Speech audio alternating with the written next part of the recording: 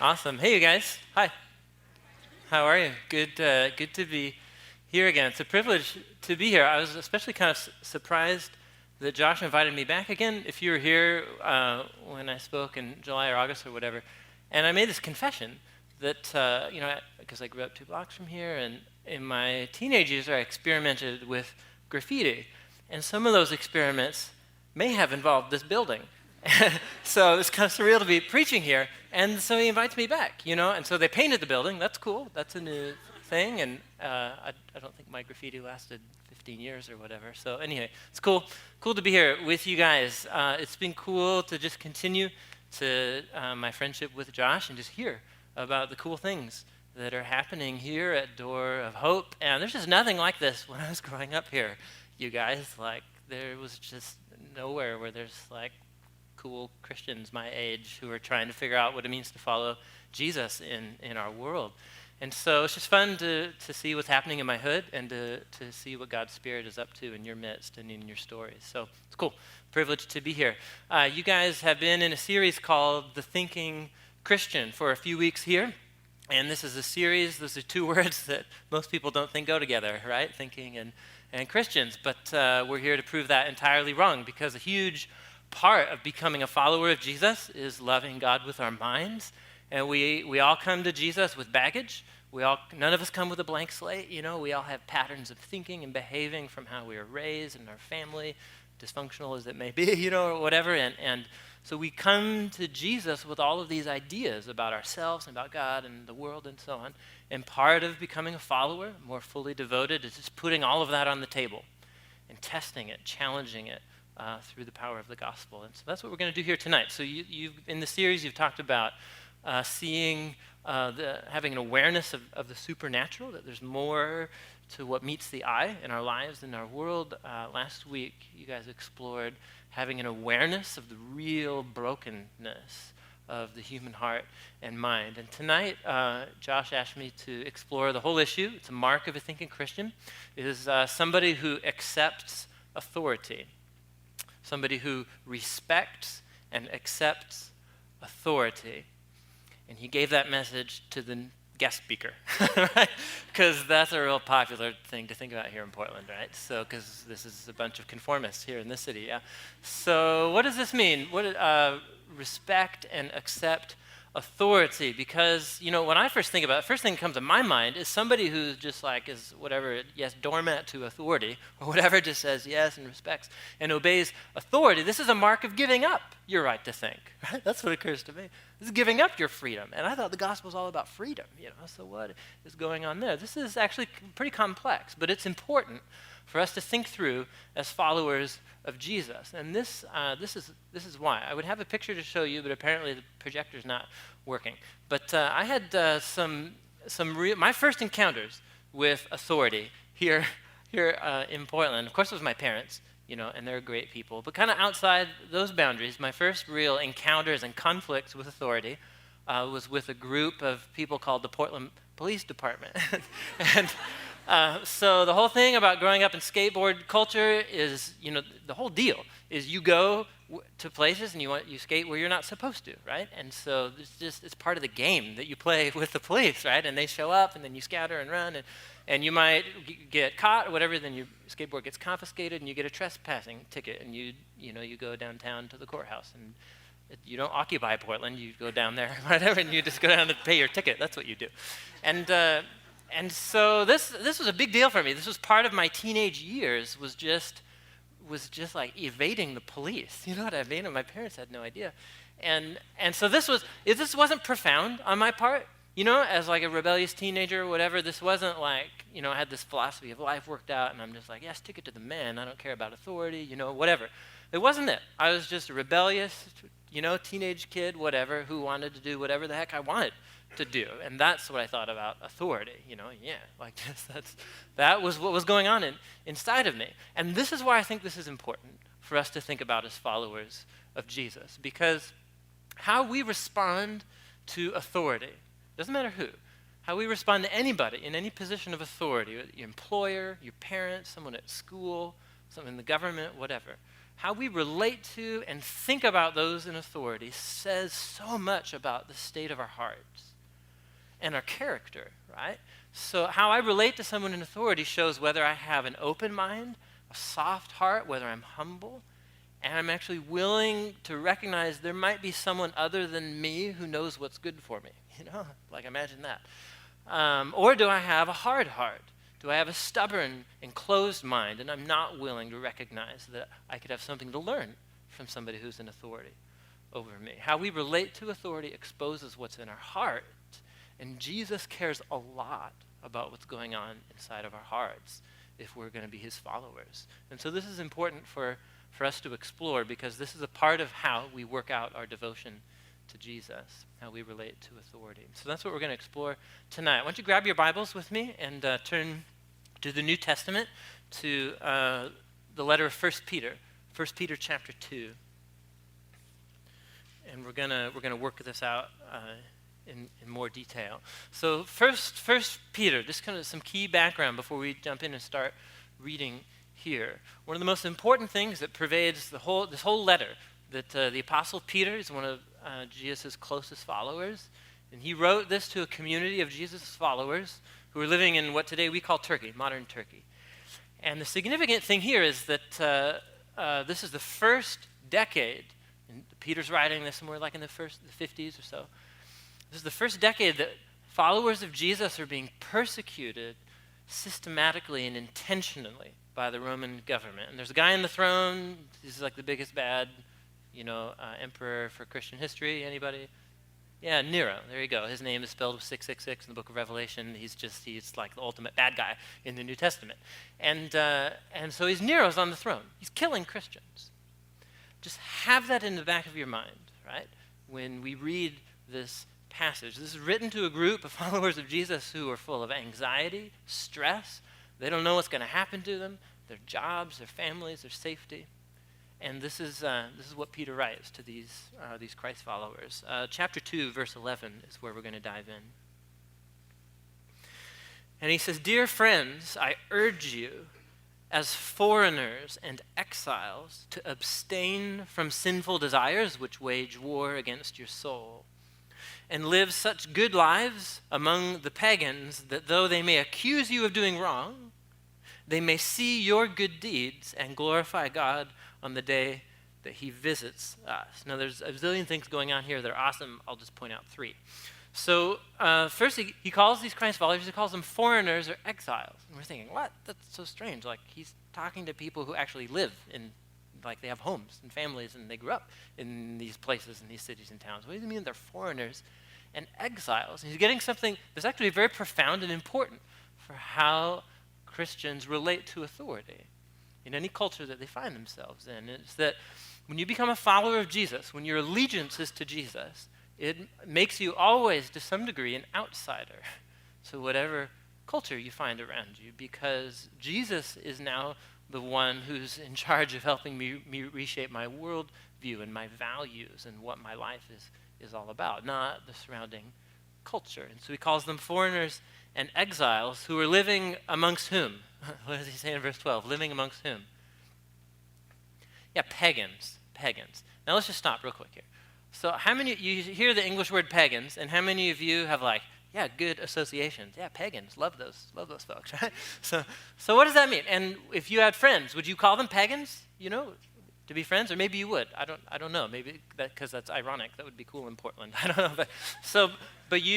No, this is not a good word in contemporary English. This has all these negative associations. It does not have any of those associations in the language that Peter is writing in, which is like Jewish-style Greek. It just means, originally, someone who's not Jewish, just a non-Jewish person. And then as the gospel began to explode out of the tribal boundaries of Judaism, and the Jesus movement flowed out into the non-Jewish world, this became a term just for people who aren't followers of Jesus. It's not negative, it's not pejorative. And what's he saying here? He's saying, as you live among people who aren't Jesus followers, what should characterize the life of Jesus followers? He says it 2 times. He says, live such good lives and be doing good deeds that are just visible to everybody. And so this may sound very bland to you, kind of vanilla, like, oh, good lives, good deeds or something, walk an old lady across the street or be a nice person or whatever, tell the truth. But this is much more profound and important to the mission of the early Jesus communities. So look at what he says. They're accused of doing wrong, the early Christians were. They're suspect in their culture for lots of different reasons, right? And it actually doesn't take that much imagination to figure out why Christians would be suspect in first century culture or in our culture here today. So here you have a group of people, and their leader is a crucified Jewish Messiah. Yeah, that makes sense. And they call each other brother and sister. And they have this weekly ritual where they symbolically eat the flesh and blood of their leader, and they claim that their leader is risen from the dead and is the king of the whole universe. Yeah, that makes a lot of sense. You know what I'm saying? Like, that's weird. That's weird. And if that doesn't seem weird to you, you're too deep into it to realize how odd it actually is. You know what I'm saying? Like, this is bizarre. This is bizarre. And it made the early Christians suspect because they didn't allow, they didn't recognize the ultimate authority of Nero or the Roman emperors. They didn't burn incense to Nero, which they claimed to be a god and so on. They didn't offer sacrifices. And so they're weird. They're just like the weird religious sect that does this weird stuff. And they're subversive. They don't support the authority of the emperor. They claim that there's another king called Jesus. They must be a bunch of subversives. And so watch what Peter says is brilliant. He says they're going to suspect you, they're going to accuse you of being these weirdo religious freaks, right? So what should you do to counteract that, he says. He says, be about good deeds. Be about good deeds. Which is not just like be a nice person, right? Jesus talks about this, Paul talks about this, Peter talks about this, James talks about this. Good deeds are very specific in the New Testament. A community of Jesus is about good deeds. It's acts of service. It's acts of service to the widow, to the orphan, to the poor, right? To those on the margins, to the hungry, to the homeless. And so this is the idea, is that you have a community of Jesus' followers, and everyone thinks you're the weirdest people around, and you have such weird beliefs. But my God, I am so happy to have them in my neighborhood. Because there's no homeless people in my neighborhood. And it's because of those weird Jesus followers. You see what I'm saying here? That's the idea here. Christians are to be the most engaged citizens that anybody has ever heard of, precisely because their devotion is not to Nero or to the emperor, it's to Jesus. And Jesus is about people who have been kicked to the curb and on the margins. This is his philosophy of the role of followers of Jesus in a given community. Okay, what does that have to do with authority? Nothing yet, but it will. So Christians have always walked this fine line. Our allegiance is not ultimately to the governing authorities, it's to Jesus. And we're supposed to be the most do-gooder citizens on the planet, right? So how do we relate to the governing authorities? What if they don't recognize Jesus at all? What's our relationship to them? And that's what he goes on to develop. Verse 13, he says, submit yourselves for the Lord's sake to every human authority, whether to the emperor as the supreme authority or to governors who are sent by him to punish those who do wrong or to commend those who do right. For it is God's will that by doing good, he's talking about these good deeds again, by doing good you should silence the ignorant talk of foolish people. So let's just take this apart here. Again, a zillion things, but there's a few that I want to highlight here. Look at verse 13. Who are Christ followers to submit themselves to in people of authority? Who? To whom? Every form of human authority. From parents to police to mayors. You know what I mean? Just every form. Why? Look at verse 13. Why? Because your parents or because Nero or the police deserve it? Because they're really good people? Why? Why? For the Lord's sake. Huh? Well, that's weird. What does that mean? So obey every form of human authority. Don't cause trouble. Obey every form for the Lord's sake. Now this just raises all kinds of questions for us, and they're probably good.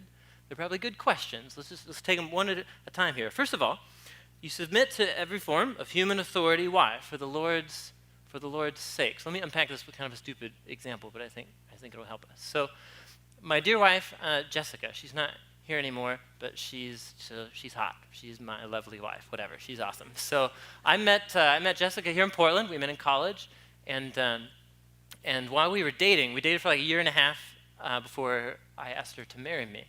And I wanted to do it much earlier, but there are a whole bunch of complicated parts of the story that you don't want to hear right now. So anyhow, we were dating for a year and a half. And during that year and a half, she was in a Pride and Prejudice phase. And some of you may be caught in that deadly spiral right now, and so we'll pray for you. But and it was not the books. It wasn't the Keira Knightley movies that didn't exist yet. It was the British series, the BBC series. Yeah, how long? How many hours are we talking here? 6. Some of you are caught because you knew the answer to that question.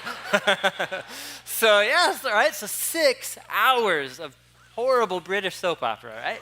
And so she was in this phase, and so she asked me, we were dating, and so when you're in dating mode, I'm just like, whatever it takes, man, to get this girl to like me, because and so, she says, oh, you should, wow, this is my favorite thing right now, come on, would you watch this with me? Let's watch it together. And so my response, what was my response? No, I don't, would we be married? I mean, who knows? That's left to history. So of course, through gritted teeth, yes, of course I would love to do that, right? And so what did I do? I endured 6 hours of bad British soap opera. Why? Because it's worth watching, right? For BBC Pride and Prejudice's sake, for Jessica's sake. You see where I'm going here. It's because I love her. It's because of my devotion to Jessica that I will endure, right? British soap opera drivel, whatever. It's for Jessica's sake. It's BBC, Pride and Prejudice, it may be worth watching. It may not be. That's not the point. The point is my devotion to this woman and that I love her. And I do it for that reason.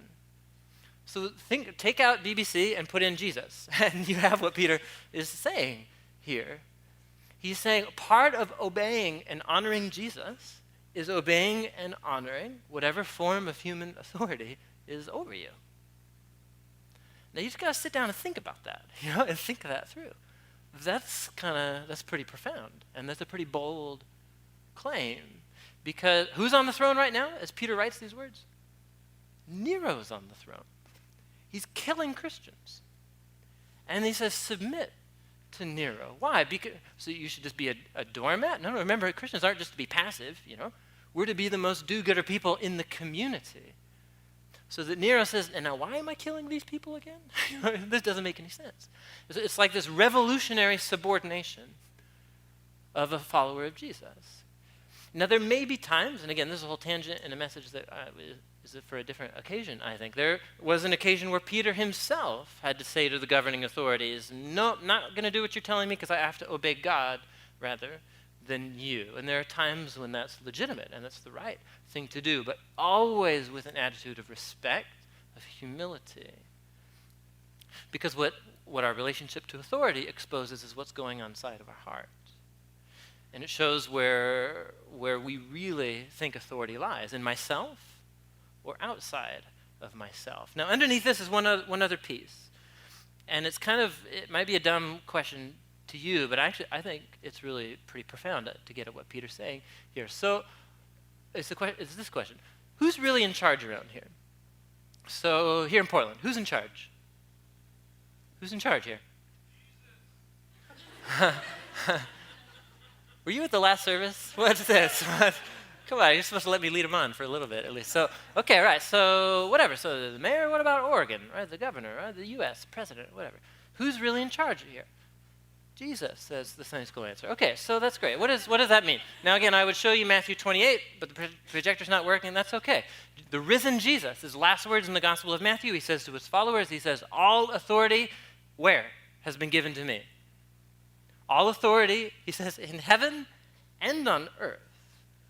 And we typically forget the earth part, and we say, oh, Jesus rules in my heart or something. He rules in heaven, in the spiritual world or something. And Jesus is like, no, actually, I'm in charge of everything. And it raises all these other questions like, wow, if Jesus is in charge of everything in heaven and on earth, why are things so screwed up? And that's where you need to go listen to last week's message, again, because things are so screwed up because humans are so screwed up and we rebel against Jesus' authority. But Jesus is truly the one in authority. Nero will be accountable to Jesus. Your boss will be accountable to Jesus. The president will be accountable to Jesus. Your parents, that's not your responsibility to figure out where they stand with Jesus. Your responsibility is to obey Jesus' authority by honoring and respecting those in authority, whether they deserve it or not. It's revolutionary subordination.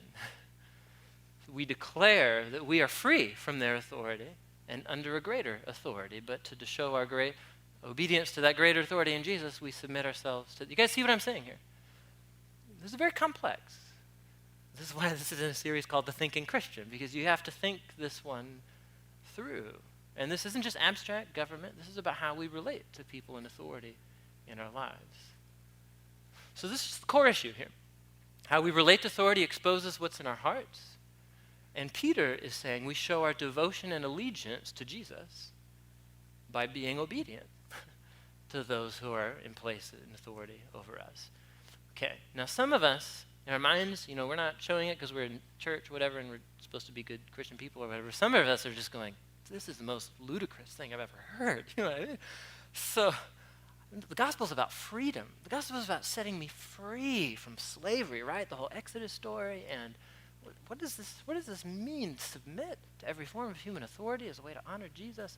That sounds to me like you're losing your freedom. You're losing your freedom. Is anybody in the same boat with me? Are you excited to submit to every form of human authority? Does this sound like a good time to you? Like this is so countercultural in a way that's not ironic and cool and Portland-esque. You know what I mean? Like this really is countercultural. So what does this mean? And I think Peter knows that that's going to be on people's minds. And so that's why he says what he says next here. He says in verse 16, he says, live as free people, but do not use your freedom as a cover-up for evil. Rather, live as God's slaves. Now just stop. Read that again. Live as free people. Don't use your freedom as a cover-up for evil. Live as God's slaves. So you're a follower of Jesus. What are you? Are you free or are you a slave? Yes. Right? Yes. That's the paradox of the gospel. And what it actually does is it challenges an idea of freedom that we may bring to the table and that actually is not consistent with the gospel. And what I mean by that is this. We think, especially in American culture, we think of freedom, right, as rejection of authority, or at least rejection of constraints, right? So there's somebody out there and they think they know what's best for me, but you don't know me, so you don't let them impose their rules or their limitations or their constraints on me because they don't know me, and I'm made in God's image and I'm supposed to flourish as a human being and find my unique path, and who's anybody else to put those limits on me, right? That's what we think of. Freedom as freedom from limitations and constraints. But if you just think this through for a few seconds, there are great reasons to be skeptical of that kind of negative view of freedom. There's good reasons to be skeptical of that negative view of freedom. And just think about it like this. We all have experiences of freedom that only comes by accepting limitations, right? And accepting constraints. So this is a good sample, especially for Door of Hope Church community. How many of you play a musical instrument on any kind of regular basis? Okay, so a good number of you. This is such killer music at this church. I don't know, I thought it would be more, but there you go.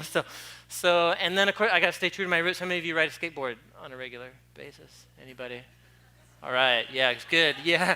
High concentration up here. Right? I wonder who these guys are. So, all right, so just think about this with me, or whatever, but music, skateboarding. If you want to get good at the guitar, you want to get good at skateboarding, you want the freedom that comes to just step on your skateboard, pick up a guitar, and just session, and just release what's inside of you, the emotion, the energy, and just go. You want the freedom that comes from that kind of skill. You have to accept limitations and constraints, right? Because does that kind of ability just drop out of heaven? No, it totally doesn't. Like it drops out of hard work, and it drops out of saying no to your friends who invite you to the double feature or whatever, or want to go Pine State biscuits. Holy cow, Pine State biscuits, you guys. This place didn't exist when I was growing up. I just discovered this recently. It's Pine State biscuits. Anyway, but you got to say no, I'm not going to do that because I'm going to stay home. I'm going to practice on my guitar. I'm going to practice on whatever trick I'm working on my skateboard. That's a limitation. That's a constraint. But it brings freedom. It brings the freedom in this thing that you've devoted yourself to. And so we all have experience of this. Things that we say no to, we accept a limit so that we can say yes to other things and do something with our lives. And so many kinds of freedom come from accepting constraints, especially one kind. And I think this gets us to the heart of what Peter's getting at here, living as free people and living as God's slaves. Is that there is one kind of situation where you only gain ultimate freedom by giving up all your freedom. And the only way I can work this out is to just think about my own life experience. Now, this is where it's really tragic. The projector's not working because I have pictures of my 6-month-old son to show you guys. What?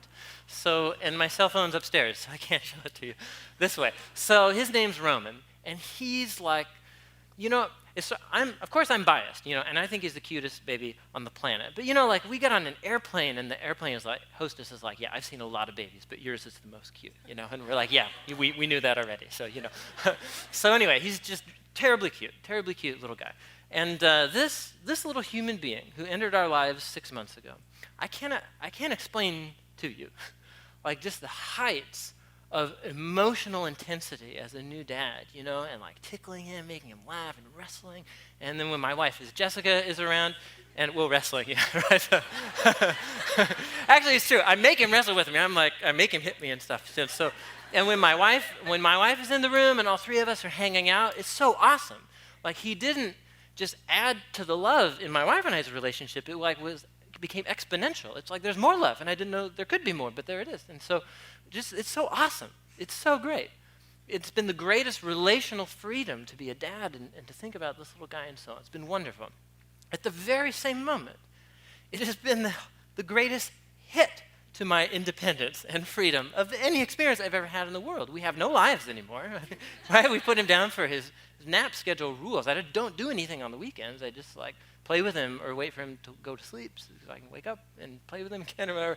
So, and this is my life. It's been a huge hit to our independence. It's been a hit to our finances, right? So we had to do a new work situation. We have way less money now, and it's a challenge, but we're making it work anyway. It's this huge hit to our freedom. So am I more free or am I less free now that Roman is in my life? There's some kinds of freedom that only come through giving up your freedom. And in this case, it's a relationship of love with this little guy, right? And so I give up all kinds of things, but it doesn't feel like I'm giving up all kinds of things because I love him so much. And that's what Peter means when he says, you're freed by the gospel. And the story that Christ came among us, God among us to absorb our sin and the consequences of our selfishness into himself on the cross, talk about giving up freedom. Jesus gave up his freedom to become a slave and to die on a cross for us out of love. And he invites us into this relationship of love and freedom and forgiveness and becoming a new kind of human being. How? By accepting all kinds of limitations and constraints, right? So just think of how stringent and intense the commands and the challenges of Jesus are, right? So he says, people wrong you. Somebody wrongs you. He says, you love that person. You pray for them, and you forgive them. That sounds like a good time. You know what I'm saying? No, what intense. Are you kidding? Jesus says, sell as much as you can and give it to the poor. Don't spend it on yourself. Give till it hurts. That's a limitation. But he says that's also the way to find freedom. It's a way to find freedom from slavery to your stuff. Forgiveness is the way to find freedom from the slavery to your anger and your revenge. Jesus says pursue the path of sexual integrity, of sexual purity. Yeah, that's a severe limitation, right? Because your body's telling you to do all kinds of other things. And Jesus is like, nope, don't listen to that. Cut your hand off if you need to. Do whatever it takes. This is a severe limitation. Why? Because he says the only way to find freedom, for your life to make beautiful music as a human being, is to accept the right constraints that allows your life to do something beautiful. And so in this paradox, through accepting Jesus' authority and becoming his slaves, so to speak, is the way to find true freedom. And we're all slaves to something, you know what I mean? So that's the whole funny thing, like the myth of sexual liberation or something like that. Oh, what great liberation to be enslaved to my bodily impulses. Yeah, and that's working out great for most people in our culture. You know what I'm saying, right?